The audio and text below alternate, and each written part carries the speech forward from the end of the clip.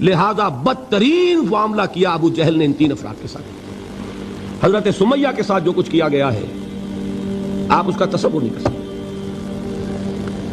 بالآخر جو شہید کیا حضرت سمیہ کو ایذائیں دے دے کے، سسکا سسکا کے، ان کے جسم کے نازک حصوں کو جلا کے، داغ دے کر، کہتا کیا تھا؟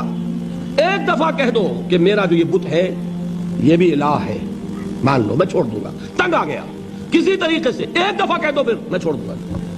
لیکن یہ میاں بیوی حضرت یاسر اور حضرت سمیہ رضی اللہ تعالی عنہما، یہ ہے ثبات، یہ ہے صبر، یہ ہے استقلال، ایک مرتبہ بھی کہنے کے لیے تیار نہیں، جو چاہو کر لو، اب ہم تو اس سے پیچھے نہیں ہٹیں گے۔ تنگ آ کر اس نے حضرت سمیہ کی تو شرمگاہ میں برچھا مارا اور شہید کیا۔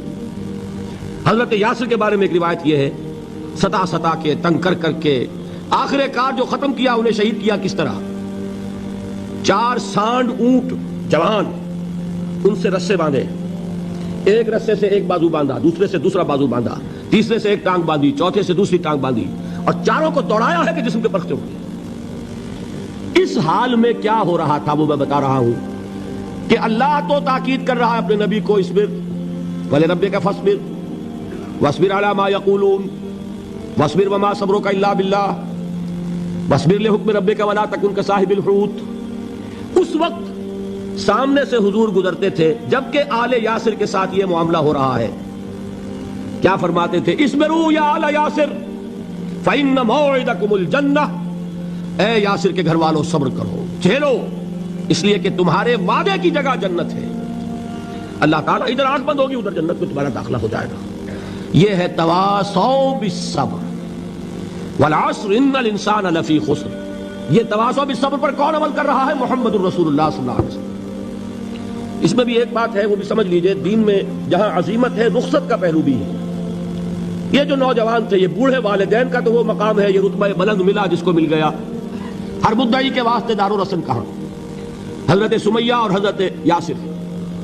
نوٹ کیجئے، میں ایک اعتبار سے کہا کرتا ہوں، سید الشہداء یہ بنے کہ نہیں بنے، ان کو جو فوقیت حاصل ہوئی، الفضل للمتقدمین، سب سے پہلی جان دینے والی یہ خاتون، اور سب سے پہلی جان دینے والا اللہ کے لیے، توحید کے لیے، محمد کی رسالت کے لیے صلی اللہ علیہ وسلم۔ دے تو بھی محمد کی صداقت کی گواہی، یہ صداقت کی گواہی دیتے ہوئے انہوں نے اپنی جانیں دے دی۔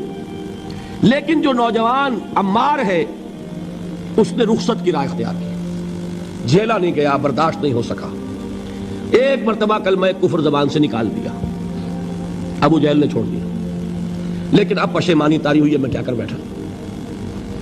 اس کے بعد انہوں نے اپنے آپ کو ایک ستون سے باندھ لیا کہ حضور ہی آ کر مجھے اگر یہاں سے کھولیں گے تو میں کھلوں گا، ورنہ میں یہیں اپنے آپ کو ہلاک کر دوں گا، مجھ سے کیا ہو گیا۔